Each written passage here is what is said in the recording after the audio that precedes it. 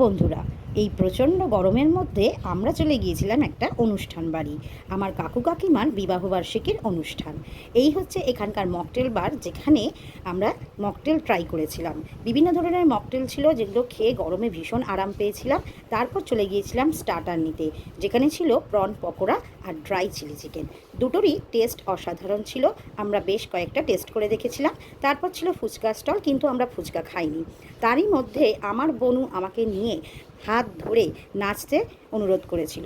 আমি তো নাচতে পারি না, তবু আমাকে বনু জোর করে নাচিয়েছিল, যেটা খুবই হাস্যকর ব্যাপার ছিল।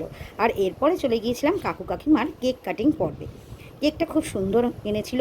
কেক কাটার পর আমরা সোজা চলে গিয়েছিলাম খাবার জায়গায় ডিনার সারতে, কারণ অনেক রাত হয়ে গেলে বাড়ি ফিরতে হবে না, সেই জন্য। এখানে ডিনারে ছিল রুমালি রুটি। রুমালি রুটিগুলি ছিল খুব সুন্দর, তার সাথে কিমা মশলা আলুর দম। রুটি দিয়ে আলুর দমটা খেতে দারুণ লাগছিল।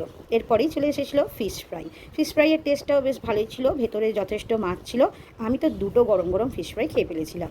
আর এরপরে যথারীতি শো স্টপার মাটন বিরিয়ানি। মাটনটা যথেষ্ট নরম হয়েছিল, খেতেও বেশ ভালো লাগছিল। এর সাথে ছিল লাল লাল ঝাল ঝাল চিকেন কষা, যেটা দিয়ে মাটন বিরিয়ানিটা একদম জমে গিয়েছিল। আর এরপরে যথারীতি চাটনি, পাঁপড়, রসগোল্লা, আর লাস্টে ছিল আইসক্রিম।